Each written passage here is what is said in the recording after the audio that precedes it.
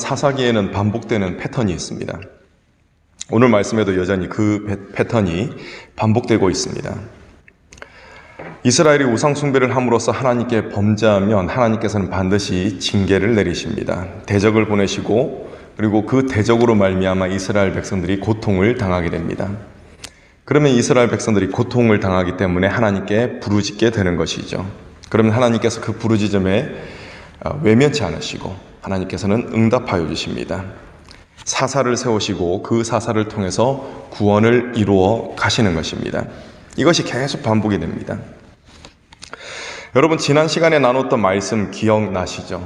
하나님께서는 이 군사적으로 절대적 우위에 있던 가나안 왕 야빈의 손에 이스라엘을 붙이셨습니다.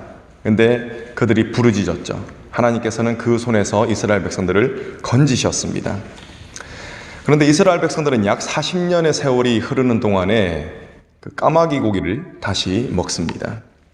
하나님의 도우심을 새까맣게 잊어버리고 그들은 구원받을 수 없는 처지였습니다. 그런데 하나님께서 개입하셔서 구원을 이루신 것이죠. 그런데 그것을 새까맣게 잊어버리고 다시 가나안의 우상을 숭배했던 것입니다. 이를 1절에서는 아주 간단하게 표현합니다. 이스라엘 자손이 또 여호와의 목전에 악을 행하였다라고 표현합니다. 또 행했다라는 것이죠. 이스라엘의 범죄로 말미암아 이제는 미디안의 압제가 이루어집니다. 그런데 미디안만의 압제가 아니라 미디안과 또 다른 동방의 민족들, 아말렉 이렇게 연합으로 해가지고 이스라엘 백성들을 압제를 하게 됩니다. 그래서 이 압제가 7년 동안 이어졌습니다. 이는 이스라엘이 앞서 하솔왕 야빈으로부터 20년간 괴롭힘을 당했지 않습니까? 이 20년하고 비교해 본다면 7년이라는 세월은 짧게 느껴질 수도 있습니다. 하지만 이 괴롭힘의 정도가 매우 심각했습니다. 그래서 이 미디안의 압제가 이루어지는 하루하루가 이스라엘 백성들에게 있어서는 견딜 수 없는 나날들이었습니다. 이스라엘 백성들이 이제 여차하면 숨기 위한 굴과 요새를 만들 정도였으니까 이 괴롭힘의 정도가 얼마나 심했는지 우리는 대략적으로나마 짐작할 수가 있습니다. 3절에서 6절까지 살펴보면 미디안의 횡포가 마치 대재앙을 가져오는 큰 메뚜기 떼와 같다, 이렇게 표현하고 있습니다. 이러한 집단적인 압제로 인해서 이스라엘 백성들은 말 그대로 생존을 위협받았습니다. 극심한 고통을 견디지 못했습니다. 그래서 그제서야 비로소 하나님께 부르짖습니다. 살려주십시오. 부르짖었습니다. 하나님께서는 이스라엘 백성들에게 한 선지자를 보내십니다. 그래서 그들이 이러한 극심한 고통을 당하는 이유가 바로 하나님의 은혜를 망각하고 또 우상 숭배를 했기 때문이다라는 사실, 그 사실을 알려주십니다. 10절을 보니까 이스라엘 백성들이 우상의 영향력 안에서 살아갔다라는 사실을 알 수가 있습니다. 이스라엘 백성들은 잘 먹고 잘 살겠다라는 일념이 있었습니다. 이 일념으로 했던 것이 무엇이냐면은 하나님을 버리는 것이었습니다. 그리고 우상 숭배를 하는 것이었죠. 그래서 어떻게 했냐면은 그들은 가나안의 문화, 여러분 가나안의 문화는 즉 우상 숭배의 문화라고 볼 수가 있습니다. 그들은 잘 살기 위해서, 편안하게 살기 위해서 이 문화를 거르지 않고 그대로 받아들였고 그들은 결국에는 자연스럽게 우상 숭배자가 되었던 것입니다. 하나님은 선지자를 통해서 이를 질타하셨던 것입니다. 이제 구원을 위해 사사를 세우시는 장면, 그 장면을 살펴보시겠습니다. 여러분 11절을 보니까 변변찮아 보이는 인물이 등장합니다. 미디안 사람들이 마치 메뚜기 떼처럼 몰려와서 약탈을 막 일삼으니까 얼마나 무섭겠습니까? 오늘 말씀에 기드온이라는 인물이 등장하는데 그는 미디안 사람들이 두려워서 이제 움푹 들어간 장소, 포도주 틀에 들어가가지고 밀을 타작하고 있었습니다. 마침 이제 수확하고 타작하는 때였거든요. 근데 이 대적들이 그때를 너무나 잘 알고 습격하는 그런 이제 사건들이 비일비재하게 있었던 것이죠. 그래서 기드온은 무서운 나머지 숨어서 밀을 타작하고 있었던 것입니다. 이 모습을 보면은 사사의 등장치고는 볼품이 없어 보입니다. 하나님의 사자가 숨어서 밀을 타작하고 있는 기드온에게 나타났습니다. 그리고 그에게 이렇게 이야기하죠. 여호와께서 너와 함께 하신다라고 선포했습니다. 여러분, 기도원의 행동으로 미뤄봤을 때 밀을 타작하다가 얼마나 깜짝 놀랐겠습니까? 깜짝 놀랐을 겁니다. 놀란 가슴을 진정시킨 기도원은 여호와의 사자에게 다음과 같이 고백을 합니다. 지금 이스라엘이 미디안 사람들에 의해서 괴롭힘을 당하는데 이 모습을 보면 하나님이 함께 계신 것 같지는 않습니다. 이렇게 이제 대답을 합니다. 지금 기도원의 반응을 보면은 미디안 사람들을 향한 두려움 때문에 기도원이 바짝 쫄아 있다 라는 사실을 알 수가 있습니다. 여호와의 사자는 이처럼 움츠러들어 있는 기도원을 향해서 청천벽력과 같은 말씀을 전합니다. 하나님이 너를 구원자로 부르셨다, 이렇게 이야기를 하는 것이죠. 안 그래도 지금 무서워 죽겠는데, 무서워서 숨어서 타작하고 있는데 네가 이스라엘을 구원할 지도자다, 이렇게 이야기하니까 얼마나 깜짝 놀랐겠습니까? 기도원은 누구보다 자기 자신을 알고 있었습니다. 잘 알고 있었습니다. 그런데 그런 나를 구원자로 세우셨다니 기도원은 납득할 수가 없었을 것입니다. 그런데 여호와의 사자가 하는 말은 너무나 단호합니다. 우리 16절 말씀, 16절 여러분이 읽어주시겠습니다. 16절 시작.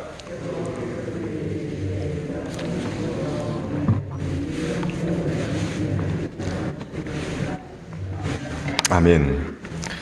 여러분, 5절 말씀을 보면은 미디안 사람들 그리고 그와 연합한 이 군대들이 마치 메뚜기 떼같이 많다라고 표현하고 있습니다. 그런데 지금 16절 말씀에서는 여호와의 사자가 이들을 마치 한 사람 치듯 쳐부술 것이다. 기도원 너의 군대가 그렇게 할 것이다, 이렇게 선포하고 있습니다. 이 말을 들었던 기도원 과연 믿어졌겠습니까? 믿어지지 않았겠죠. 그래서 표징을 보여달라 그렇게 요구합니다. 여호와의 사자는 이 표징으로 기도원이 가져온 고기와 국, 무교병, 이 모든 것들을 불살라버립니다. 그리고 사라집니다. 이에 기도원은 확신할 수가 있었습니다. 하나님이 하셨구나 라는 것을 믿을 수가 있었습니다. 이후에 하나님께서는 기도원에게 해야 할 미션을 내리십니다. 일단 아버지의 수소를 끌어오고 아버지에게 있는 바알의 제단을 허물고 그 곁에 있는 아세라상을 찍어버리라 라고 말씀하십니다. 그 미션을 내리십니다. 그리고 그것뿐만 아닙니다. 산선 꼭대기에 제단을 쌓고, 꼭대기니까 얼마나 잘 보이겠습니까? 그곳에 제단을 쌓고, 여호와의 제단입니다. 그리고 그곳에 아세라상을 부셔서 나온 나무, 그것을 땔감으로 삼아서 여호와께 이 수소를 번제로 드리라 라는 할 수 없는, 무서워서 할 수 없는 그런 미션을 주십니다. 기도원은 이를 행하기가 너무나 두려웠습니다. 그래도 용기를 내어서 인적이 드문 밤에 이를 행했습니다. 다음 날이 되었습니다. 온 마을에 난리가 났죠. 사람들은 막 조사를 벌였을 것입니다. 어떤 사람이 이것을 했나? 라고 수소문했을 것입니다. 결국 기도원이 그렇게 했다라는 것이 밝혀집니다. 뼛속까지 우상 숭배자였던 이 마을 사람들은 기도원을 죽이려고 합니다. 기도원의 아버지인 요아스는 그 마을에서 그래도 영향력이 컸던 사람이었던 것 같습니다. 그가 이렇게 이야기합니다. 바알이 과연 신이면 당신들이 나서지 않아도 기도원은 잘못될 것이다. 왜? 바알이 다툴 것이기 때문에 그렇다. 이렇게 이제 납득을 시키는 것이죠. 그래서 마을 사람들은 수긍을 합니다. 다만 그날 이후로 기도원에게는 별명이 붙습니다. 여룻바알, 바알이 그와 더불어 다툴 것이다 라는 여룻바알이라는 별명이 붙게 됩니다. 여러분, 대단하지 않습니까? 기도원은 겁이 많은 사람이었습니다. 그런데 지금 보니까 놀라운 변화가 일어났습니다. 두려움 때문에 포도주 틀에서 밀을 타작하던 기도원이 바알을 대적하는 여룻바알로 변화가 된 것입니다. 이것은 정말 놀라운 변화입니다. 여러분, 기도원에게 이처럼 놀라운 변화가 일어나게 된 이유가 궁금하지 않으십니까? 그 이유를 알아보기 위해서는 이 여호와의 사자가 기도원에게 처음 나타나서 나눴던 대화, 그 대화를 살펴볼 필요가 있습니다. 여러분, 12절을 잠깐 보시기 바랍니다. 여호와의 사자는 기도원을 향하여서 무엇이라고 부릅니까? 큰 용사여 라고 부릅니다. 사실대로 말하면 겁쟁이야 이렇게 불러야 되는데 큰 용사여 라고 부릅니다.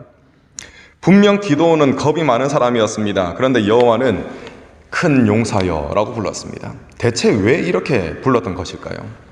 그 이유가 12절 바로 뒤에 있습니다. 바로 여호와께서 함께 하시기 때문에 그렇습니다. 기도는 약합니다. 겁이 많습니다. 그렇지만 함께 하시는 여호와가 강력하시기 때문에 기도원이 큰 용사로 불리움을 받았던 것입니다.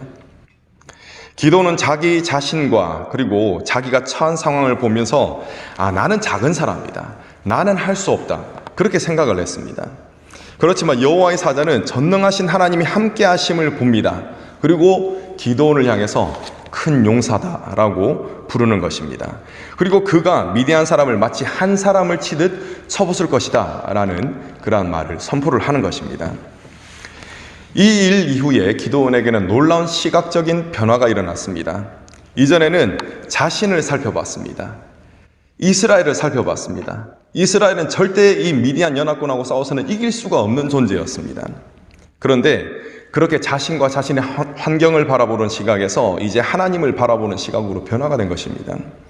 이러한 시각의 변화가 있었기 때문에 바알의 제단과 아세라상을 부술 수가 있었고 또 여호와의 제단에 제사를 지낼 수가 있었던 것입니다. 그래서 하나님께 제사를 지낼 수가 있었던 것입니다. 여러분, 물론 완전한 변화는 아니었습니다. 무서웠습니다. 여전히 무서웠기 때문에 낮에는 하지 못했습니다. 그러나 기도원은 엄청난 갈등을 했겠죠. 내가 어떻게 해야 되나 갈등을 했겠죠. 그런데 그 갈등 속에서 하나님을 바라보았고 하나님께서 하라는 미션을 수행할 수가 있었던 것입니다. 이제 문제가 불거져 나옵니다. 더 큰 문제입니다. 여룻바알이라 불림을 받은 이 사건이 있었던 이후에 미디안과 아말렉 그리고 동방 사람들이 집결합니다. 연합해서 집결을 해서 이스라엘 골짜기에 진을 치게 됩니다. 정말 이제 큰일이 나게 생겼죠. 이런 대규모 약탈을 하기 위해서 모인 13만 5천 명에 달하는 엄청난 군대였습니다. 지금으로 따져도 굉장히 큰 군대입니다. 자신들을 약탈하려는 대군이 모였다라는 사실, 이 사실을 아는 것만으로도 이스라엘 백성들은 오금이 저렸을 것입니다. 예전에 기드온이었다면 기드온 역시 두려움으로 인해서 옴짝달싹하지 못했을 것입니다. 그런데 기드온은 더 이상 예전의 겁쟁이가 아니었습니다. 성경은 여호와 영이 기드온에게 임했고 또 이로 인해서 기드온이 나팔을 불어 군대를 소집했다라고 증언하고 있습니다. 예전에는 절대 보일 수 없는 그런 행동이었습니다. 이후에 기드온은 양털 한 뭉치를 가지고 하나님을 시험하는 일을 2번 합니다. 그런데 여러분, 이것은 단지 두려움 때문에 했던 행동은 아니었습니다. 한 번은 양털 한 뭉치를 타작마당에 둘 건데 이슬이 양털에만 있고 주변이 다 마르게 해주십시오. 그러면 하나님께서 구원하시는 사실을 믿겠습니다. 이렇게 했습니다. 또 한 번은 반대로 양털만 마르고 주변 땅에 다 이슬이 있다면 하나님이 구원해 주신다는 것을 믿겠습니다. 이렇게 하나님을 시험했던 것입니다. 하나님은 2번 다 응답하심으로써 이스라엘의 구원을 약속하셨습니다. 혹자는 이 기드온의 이 행위를 시험하는 행위를 두려움 때문에 그랬다라고 해석을 하지만 저는 그렇게 보지 않습니다. 저는 신중함 때문이라고 봅니다. 만약 단순한 두려움 때문이었다면 군대를 소집하는 나팔, 이 나팔을 예초에 불지 않았을 것입니다. 기드온은 하나님이 주시는 감동에 순종해서 순종하겠습니다. 그렇게 하고 나서 나팔을 불고 이스라엘 백성들을 소집했습니다. 싸우기 위해서 소집했습니다. 그리고 하나님이 우리와 함께 할 것인지 그것을 확인하기 위해서 지금 이러한 행동을 2번 했던 것입니다. 즉 신중함 때문이라는 것입니다. 여러분, 다음의 대화를 한번 들어보십시오. 한번 생각해 보시기 바랍니다. 청년으로 보이는 2명의 여인이 지금 대화를 하고 있습니다. 아무래도 내가 만났던 그 사람과 결혼하는 것은 하나님의 뜻이 아닌 것 같아. 묻습니다. 왜? 그 사람이 모아둔 재산도 없고 그 사람이 키가 작아. 나 키 작은 사람 싫어하거든. 여러분, 짧은 대화인데 많은 생각이 들지 않습니까? 무엇이 느껴지십니까? 처음에는 분명히 하나님의 뜻을 이야기했습니다. 하지만 이후에 들이미는 잣대를 보니까 하나님의 그 뜻이 아니라 자신의 기준입니다. 하나님의 뜻이라면 하나님의 기준을 들이밀어야 되지 않습니까? 그런데 자신의 기준을 들이밀면서 처음에는 하나님 뜻이 아닌 것 같다. 이렇게 이야기를 합니다. 여러분, 교회를 출석하는 사람들 중에 많은 사람들이 자신도 모르는 사이에 자신을 하나님의 위치에 올려두는 경우가 있습니다. 자신을 하나님의 위치에 올려두기 때문에 사라지는 것이 여러분 무엇인지 아십니까? 신중함입니다. 신중함. 내 뜻이 곧 하나님의 뜻이니까 신중함이 사라지는 것입니다. 그래서 자신의 감정과 자신의 생각을 하나님의 뜻으로 포장하는 일이 생깁니다. 그래서 얼마나 많은 교회의 사람들이 하나님 뜻으로 포장된 이 말과 행동을 통해서 상처를 받는지 모릅니다. 여러분, 하나님의 뜻은 연합입니다. 하나님의 뜻은 치유입니다. 그런데 하나님의 뜻이라고 하면서 막 상처를 주는 것입니다. 이 일들이 일어나고 있는 현실이 안타깝다는 것이죠. 여러분, 여호와의 사자를 만났던 기드온은 어떤 사람입니까? 놀라운 표징을 경험했던 사람입니다. 그리고 우상의 제단을 부수는 미션을 수행했습니다. 그 미션을 수행하고 나서 어떤 것을 경험했죠? 예전의 마을의 분위기로는 자기는 뼈도 못 추립니다. 죽어야 되는 것입니다. 그런데 하나님께서 구원하시는 놀라운 섭리를 경험했던 그 사람입니다. 기드온의 입장에서 보면은 난 선택을 받은 특별한 사람이야. 그게 사실이기도 하고요. 난 특별한 사람이야. 이렇게 내세우면서 어깨에 힘을 줄 수도 있습니다. 그런데 기드온은 신중합니다. 물론 나중에 또 살펴보시겠지만 기드온이 나중에 교만해집니다. 그럼 또 태도가 바뀌어요. 근데 지금 기드온의 모습을 보면은 교만한 모습을 살펴볼 수가 없어요. 그에게 있어서 가장 중요한 것은 무엇이냐면은 하나님이 과연 우리와 함께 하시는가, 이 여부가 가장 중요했다는 것입니다. 여러분, 오늘 말씀을 통해서 우리는 두 가지를 배울 수가 있습니다. 첫 번째로는 하나님을 바라보는 자는 상황과 환경을 극복해서 자신감을 얻게 된다는 것입니다. 왜? 하나님을 바라보기 때문에 그렇습니다. 그리고 두 번째로는 하나님을 경험한 자는 신중해진다는 것입니다. 여러분 가운데 자신과 자신이 처한 상황을 바라봄으로 인해서 혹시 억눌려 있는 그런 분이 계시지는 않습니까? 큰 용사여라고 부르시며 함께 하시는 주님, 그 주님을 믿음의 눈으로 바라보시기 바랍니다. 혹 여러분 가운데 자신도 모르는 사이에 하나님이 위치에 올려놓아서 신중함을 잃어가고 있는 분이 혹시 계시지는 않습니까? 상처를 받게 되고 또 분노에 사로잡힐수록 신중함과는 거리가 멀어집니다. 저를 보더라도 딱 그렇더라고요. 화가 나면 신중하지 않습니다. 다른 생각보다 여러분, 하나님이 나와 함께 하시는가? 라는 이 생각을 하시기 바랍니다. 그때 신중한 말과 행동이 나온다는 것이죠. 그리고 신중한 말과 행동, 신중한 삶을 살 때 하나님의 이끄심이 나타난다라는 사실을 꼭 기억하시길 바랍니다. 주님으로 인해 담대하며 신중한 저와 여러분 되시기를 간절히 축원합니다. 아멘. 기도하겠습니다.